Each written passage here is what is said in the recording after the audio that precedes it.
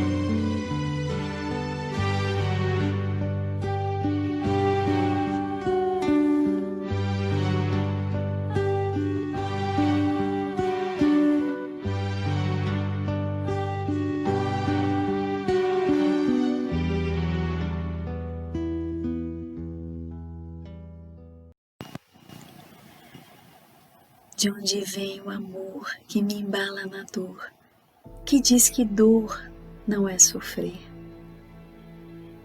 Que fonte é esta onde estará? De onde vem a luz que me conduz ao meu viver? Que me mostra o caminho a caminhar rumo ao meu mundo interior. Com esses trechos dessa canção de abertura do nosso programa, do Grupo Vozes Eternas, nós cumprimentamos vocês em mais uma semana aqui conosco no programa Caminhos de Autoiluminação, agradecendo essa companhia amiga de todos vocês e estimando que nesse instante todos possam se encontrar em paz. Nesse dia de hoje, nós pretendemos tratar sobre um tema que é tão importante nas nossas vidas e tão presente, apesar de refletirmos tão pouco, que diz respeito à fé enquanto sintonia com a amorosidade divina. E quanto é difícil encontrarmos esse sentimento de fé e de amor diante de circunstâncias tão difíceis. Para isso, nós precisamos entender qual é o verdadeiro sentido de fé. A fé tem várias formas de ser interpretada, de ser encarada, várias facetas que podemos destacar. Mas, em princípio, fé tem uma base muito firme com a esperança e com o exercício de amorosidade, da crença na amorosidade, do amor de Deus por nós. Assim, nós pensamos em destacar nessa noite e refletir a respeito de uma canção que eu acho que trata de uma forma muito singela, mas se nós analisarmos de forma muito profunda da nossa relação com Deus. É uma música composta por Gilberto Gil Moreira, o nosso famoso e conhecido Gilberto Gil. E nessa canção intitulada Se Eu Quiser Falar com Deus, nós vamos destacar alguns trechos, refletir sobre ela, trazendo também a reflexão, as bases e os conceitos que a própria doutrina espírita e sobretudo do Evangelho do Cristo nos aponta. Um dos primeiros trechos que Gil nos coloca a respeito da música é da seguinte forma: se eu quiser falar com Deus, tenho que ficar a sós, tenho que apagar a luz, tenho que calar a voz, tenho que encontrar a paz, tenho que folgar os nós dos sapatos, das gravatas, dos desejos, dos receios. Nesse trecho nós vemos que Gilberto Gil fala de um aspecto tão importante no exercício da fé, que é a introspecção. Apagar a luz podemos interpretar como uma metáfora de silenciar em relação aos barulhos e aos movimentos do mundo e internalizar esse momento com Deus. E assim, desatar os nós, calar a voz, para que silenciando a gente possa encontrar e escutar essa sutil voz interior. Folgar os nós dos sapatos, das gravatas, significa despir-se das coisas do mundo, estar pleno, íntegro na presença de Deus, para que esse contato, essa relação íntima possa se estabelecer. Mais adiante, no outro trecho, ele fala: tenho que esquecer a data, tenho que perder a conta, tenho que ter as mãos vazias, ter a alma e o corpo nus. Fala a respeito de um aspecto muito importante no desenvolvimento da fé, que diz respeito à humildade. A humildade também é o exercício de entrega, porque nessa conexão com Deus, a gente precisa estar com a alma disposta, estar com a alma aberta, disponível para essa abertura. E aí nós vamos encontrar, por exemplo, no livro O Consolador de Emmanuel, numa questão na questão número 354, quando é questionado a Emmanuel a respeito de que se era possível definir a fé e o que era ter fé, Emmanuel vai nos apontar que ter fé é guardar no coração a luminosa certeza em Deus, certeza que ultrapassou o âmbito da crença religiosa, fazendo o coração repousar numa energia constante de realização divina da personalidade. Conseguir a fé é alcançar a possibilidade de não mais dizer eu creio, mas afirmar eu sei. Com todos os valores da razão tocados pela luz do sentimento. Olha que bonito. Esse encontro e essa entrega com esse Deus de amor. Mais adiante, na canção ele fala: se eu quiser falar com Deus, tenho que aceitar a dor, tenho que comer o pão que o diabo amassou, tenho que virar um cão, tenho que lamber o chão dos palácios, dos castelos suntuosos, do meu sonho, tenho que me ver tristonho, e apesar de um mau tamanho, alegrar meu coração. No primeiro momento, ele vem falar sobre resiliência, sobre a capacidade também relacionada à resignação. No Evangelho, por exemplo, nós vamos encontrar, ainda também resgatando o tópico anterior que falava de humildade, que obediência é um consentimento da razão. Nós podemos obedecer a um poder maior que o nosso, como consentimento da razão, por sabermos que podemos sofrer injunções penosas, penalidades, caso nós possamos infringir determinadas ordens. Mas a resignação é um consentimento do coração.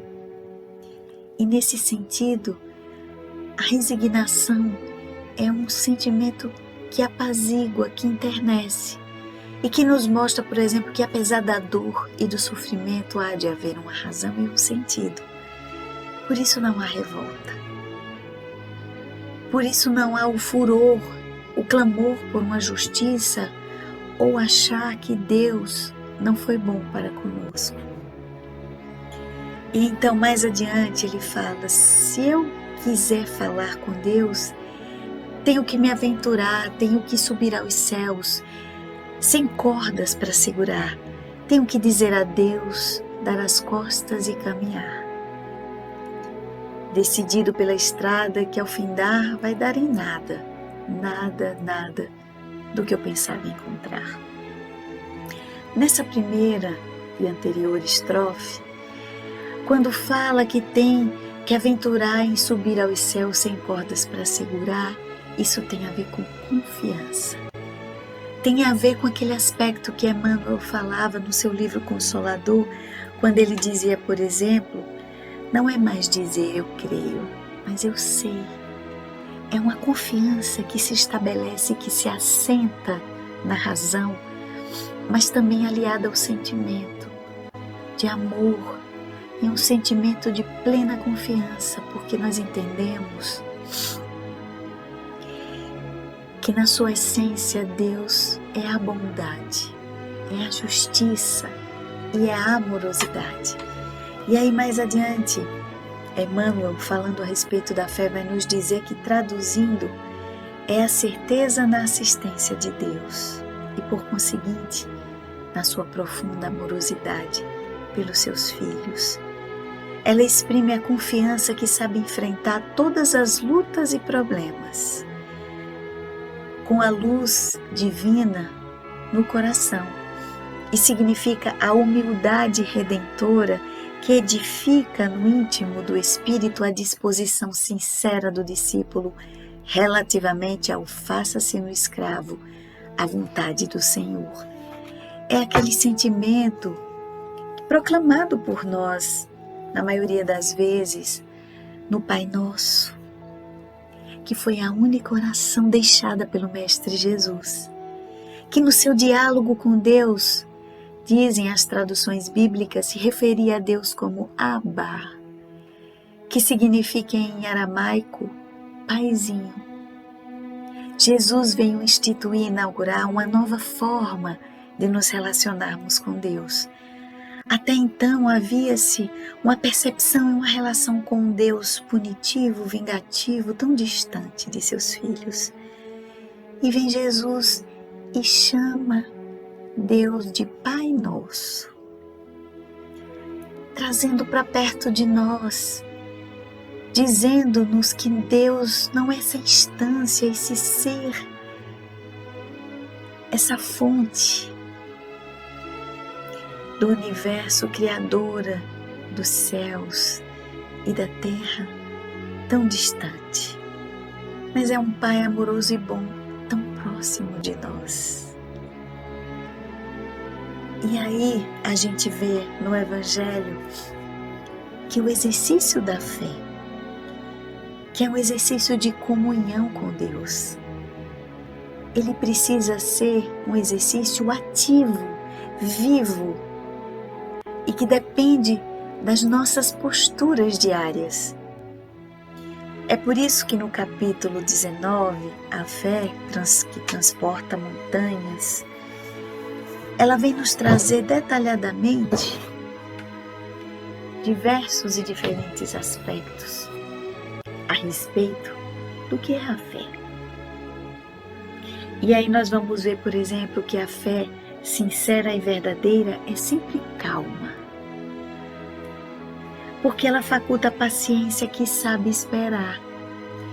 Assim como a gente deposita confiança num amigo, que combina um encontro e que no atraso das horas nos faz às vezes sentir aquele abalo, mas depois nós pensamos, ele vai chegar. É uma fé que apazigua, que é serena na intimidade.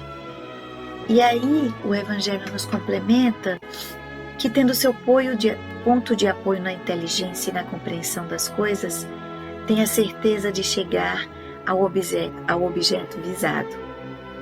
A fé vacilante já sente a sua própria fraqueza. Quando estimula o interesse, torna-se furibunda e julga suprir com a violência a força que lhe falece. A calma na luta é sempre um sinal de força e confiança. A violência, ao contrário, denota fraqueza e dúvida de si mesmo. A fé é esse exercício que nos mostra que devemos nos soerguer e olhar para o alto em busca dessa grande fonte. Essa fonte que nos fala a música do Vozes Eternas, que nos faz enxergar a vida de uma outra forma. Enxergar, por exemplo, que dor não é sofrer. E que nos faz entender, por exemplo, que por trás, às vezes, de circunstâncias doídas, sofridas, existem grandes e importantes mecanismos de aprendizado e de evolução do ser e de evolução nossa, mas que precisa ser burilado e transformado, porque fé não se prescreve, fé não se herda, é uma relação que a gente constrói com Deus e que é um construto íntimo. Tem a ver com as nossas disposições, com as nossas disponibilidades íntimas. Para isso precisamos fazer a nossa parte. Olhar ao redor, observar a criação divina e entender o quão generosa ela é. Como acreditar que estamos a esmo? Como acreditar que estamos à deriva quando tudo no universo é tão bem calculado? Quando tudo ao nosso entorno tem a magia e a forma exatamente elaborada e que se restaura e que se nutre a si mesma no completo desenrolar, nos mostrando a profundidade dessa engenharia maravilhosa que advém da divindade. Como acreditar que nós, criaturas criadas por Ele, poderíamos estar no relento das nossas próprias dificuldades, sem esse olhar misericordioso e bom, sem esse olhar compassivo desse Pai, chamado carinhosamente pelo Mestre Jesus como Abba, como Paizinho. Como nós já dissemos em outros programas, e aqui reforçamos, se somos bondosos, misericordiosos para com os nossos filhos, que falham, que erram, como Deus, que é soberanamente bom, justo, que é a bondade, que é o amor, que é a essência profunda e infinita do amor, poderia nos abandonar a esmo. Mas nós precisamos fazer a nossa parte. Precisamos exercitar essa fé profunda, íntima, que nos fala de um exercício contínuo, mas que fala sobretudo dessa disponibilidade de trabalhar esse solo da humildade, por exemplo. Porque a fé, para brotar, ela precisa encontrar no solo dos nossos corações essa humildade.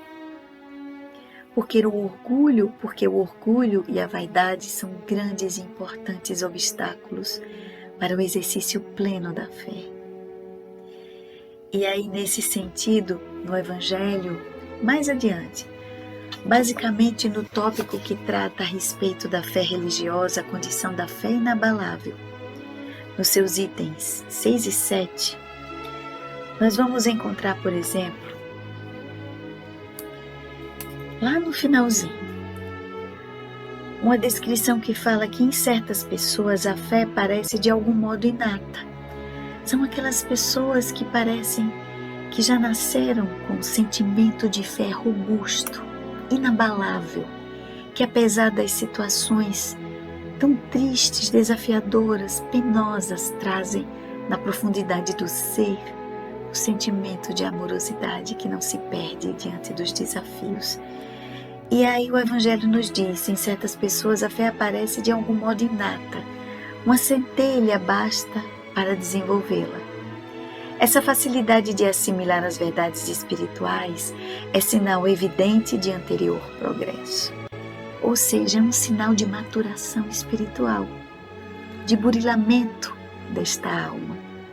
Em outras pessoas, ao contrário, elas dificilmente penetram, sinal não menos evidente de naturezas retardatárias. As primeiras já cresceram e compreenderam. Trazem ao renascerem a intuição do que souberam. Estão com a educação feita. As segundas, tudo tem para aprender, tudo tem de aprender. Estão com a educação por fazer. Ela, entretanto, se fará. E se não ficar concluída nessa existência, ficará em outra. Mesmo que a criatura não amadureça de fato, poderá ter a certeza de que será dada mais uma chance. E quantas chances forem necessárias. Porque Deus é misericordioso e não nos abandona nem nos tira a possibilidade de desenvolver essa centelha tão importante. Mas, um pouco anterior a esta fala, nós vamos encontrar que em relação ao exercício da fé, as provas, no entanto, chovem-lhe ao derredor, porque fogem de observá-las. A esse respeito, o Evangelho nos fala a respeito daquelas pessoas que não desejam crer. São aquelas que parece que são de forma voluntária, buscam não enxergar às vezes o sentido que está tão posto diante de si, tão plenamente apresentado diante dos seus olhos. E aí, a respeito dessas pessoas refratárias em enxergar a verdade e desenvolver o sentido profundo da fé, ele acrescenta: da parte de uns, há descaso, da de outros, o temor de serem forçados a mudar de hábitos. Da parte da maioria, ao orgulho, negando-se a reconhecer a existência de uma força superior, porque teria que curvar-se diante dela. Nesse sentido, ele aponta 3 tipos de comportamentos diante desse exercício pleno da fé. Aos que se encontram distraídos, digamos assim, aqueles que se comportam com descaso. E aí, comparando com o que nós vivemos nos dias de hoje, convocados que estamos a essa grande maratona, essa prova, como nós costumamos dizer, de resistência, sobretudo de fé, muitos, adotando esses comportamentos de descaso, mantiveram a sua fé fragilizada, enfraquecida, com a musculatura flácida. Já diante dos outros, cujo temor está relacionado ao receio de mudarem seus próprios hábitos, porque apegados que estão à sua condição, muitas vezes doente, mas que lhe atende a determinadas paixões internas, acomodam-se nessa condição, quando não muito raro, são convidados a saírem dessa posição através dos mecanismos da dor. Mas nessa posição cômoda de manterem-se acomodados nesses hábitos, na maioria das vezes maus hábitos, enfraquecem a sua fé e são facilmente arrastados e abalados pelos vendavais das dificuldades. Mas há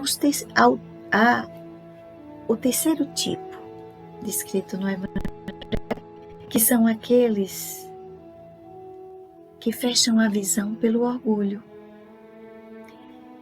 e que assumem uma posição de negar que há uma força superior que nos sustenta e há por trás uma condição que dificulta esse curvar diante dessa força superior e que fala de um sentimento de orgulho e que constitui um grande obstáculo à evolução. Aliás, os 2 itens mais citados no Evangelho e que correspondem aos obstáculos que impedem a evolução humana: orgulho e vaidade. Nesses aspectos nós vamos entender, por exemplo, a mensagem de Emmanuel no livro Vinha de Luz. E nesse capítulo, onde ele vem tratar sobre a fé, nós vamos ver que Emmanuel faz uma analogia muito interessante a respeito da construção da fé. Pensemos na fé intimamente como essa relação que é estabelecida, regada e cuidada em relação a Deus. E aí Emmanuel nos diz: mas os cuidados deste mundo, destacando uma fala de Marcos no capítulo 4, versículo 19, uma fala de Jesus, ele nos diz: mas os cuidados deste mundo, os enganos das riquezas e as ambições de outras coisas, encontrando, sufocam a palavra que fica infrutífera. E aí ele vai discorrer na sua mensagem, dizendo: a árvore da fé viva não cresce no coração miraculosamente. A árvore da fé viva não cresce no coração miraculosamente, já nos dando a ideia de que é preciso algo a mais, que não brota do espontâneo, mas que precisa de um esforço. Qual acontece na vida comum, o Criador dá tudo, mas não prescinde do esforço da criatura. Qualquer planta útil reclama especial atenção no desenvolvimento. Indispensável cogitar-se do trabalho, de proteção, auxílio e defesa. Proteção, auxílio e defesa relacionadas ao exercício e o trabalho da fé. Estacadas, adubos, vigilância, todos os fatores de preservação devem ser postos em movimento, a fim de que o vegetal precioso atinja os fins a que se destina. A conquista da crença edificante não é serviço de menor esforço. Não imaginemos que a fé, para se estabelecer, cairá do alto. Não imaginemos que ficarmos parados, reclamando da vida, dos desafios, irá fortalecer a fé. Porque existe um vírus muito perigoso, uma erva daninha que corrói essa grande árvore, que é a fé, que se chama desânimo. Nós temos a opção de alimentar o desânimo ou fazer esse esforço, às vezes que nos parece sobre-humanos, para alimentar esta fé. E aí Emmanuel continua: a maioria das pessoas admite que a fé constitua a milagrosa auréola doada a alguém, a alguns espíritos privilegiados pelo favor divino. Quando pensamos assim, automaticamente julgamos a Deus como alguém que não aplica de uma justiça plena, porque beneficiaria uns em detrimento de outros.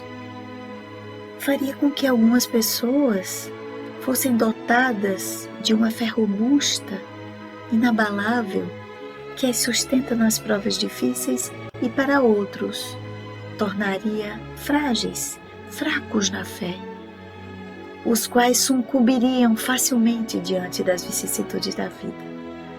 Isso não condiz com aquilo que atribuímos como essência divina. E aí Emmanuel complementa: isso, contudo, é um equívoco de lamentáveis consequências. De lamentáveis consequências, porque isso fragiliza o sentimento de fé inabalável na amorosidade divina. A sublime virtude é construção do mundo interior, em cujo desdobramento cada aprendiz funciona como orientador, engenheiro e operário de si mesmo. Repetindo: como orientador, engenheiro e operário de si mesmo. Não se faz possível a realização quando excessivas ansiedades terrestres, de parceria com enganos e ambições inferiores, torturam um campo íntimo, à maneira de vermes e malfeitores atacando a obra. A lição do Evangelho é semente viva. O coração humano é receptivo tanto quanto a terra. O coração divino é receptivo tanto quanto a terra. Por isso, o sentido de humildade vem de humus, que fortalece o solo, que torna o solo fértil para receber as boas sementes. É imprescindível tratar a planta divina com desvelada ternura e instinto enérgico de defesa. Há muitos perigos sutis contra ela. Há muitos perigos sutis contra a fé. Quais sejam os tóxicos dos maus livros, as opiniões ociosas, as discussões excitantes, o hábito de analisar os outros antes do autoexame. Olha que interessante. Emmanuel vai falar aqui a respeito da importância do cotidiano e, por conseguinte, a respeito do exercício diário da fé. E ele fala, por exemplo, de buscarmos as boas fontes, seja uma conversa edificante, uma boa leitura, a análise consciencial das nossas posturas, em que devemos nos colocar primeiro com o olhar voltado para as nossas atitudes antes de julgarmos o comportamento dos nossos irmãos. Somos tão assíduos em julgar os comportamentos alheios, em criticarmos as posturas dos outros diante do mundo, diante da vida, diante de outros irmãos. Mas somos tão displicentes e até compassivos e generosos com os nossos próprios defeitos. Emmanuel fala sobre esses ataques sutis que fragilizam a fé. E para concluir, ele nos diz: ninguém pode, pois, em sã consciência, transferir de modo integral as vibrações da fé ao espírito alheio, porque realmente isso é tarefa que compete a cada um de nós. Então, queridos amigos, lembrando essa linda composição de Gilberto Gil, com um título tão convidativo: se eu quiser falar com Deus, tenho que ficar a sós, tenho que apagar a luz, tenho que abrir meu coração, tenho que me despir do meu orgulho, das minhas máscaras, me apresentar de alma limpa como sou. Porque Jesus nos compreende as fragilidades. Se nos sentimos ainda amedrontados diante dos desafios que parecem maiores do que nós, que possamos nessa intimidade, nesse encontro íntimo com o Pai, sem temor, sem os atavismos que nos remetem a uma culpa que nos distancia tão grandemente dele, e trazê-lo para perto de nós e dizer: Pai, como está difícil enfrentar tudo isso. Parece que as forças sucumbiram, Senhor. Resgata-me a força e a coragem para seguir na caminhada, porque Ele é um Pai bom. Lembremos Jesus, ao se referir ao Pai, Pai Nosso. Abba, Abba, Paizinho, ó Pai de bondade infinita. Quando convocamos e nos direcionamos a Deus assim, nosso coração se enternece e nós nos reconectamos com esse sentimento, porque não há nada mais penoso para o ser humano do que se sentir apartado da divindade. Porque sentir-se apartado da divindade nos remete completamente a um sentimento de desamparo. Desamparo significa estar sem amparo, sem suporte, e não há nada mais triste. Que possamos então resgatar esse sentimento de conexão com o Pai, aliado a esse grandioso intermediário que por Deus foi enviado para nós, para nos mostrar os caminhos verdadeiros que nos conduziria a Ele, que é o Mestre Jesus. Que possamos seguir os seus passos, porque o próprio Cristo também recolhia-se na sua intimidade, buscava o seu refúgio interior, o seu silêncio, para conectar-se e para conversar com Deus. Assim, queridos irmãos, com essas simples reflexões que nós trazemos nessa noite, que possamos, eu, vocês, todos nós, nos reconectarmos com esse Pai amoroso. E diante dos desafios, quando o barco parece sossobrar diante do maré revolto, das marés altas, dos desafios que o mundo nos oferece.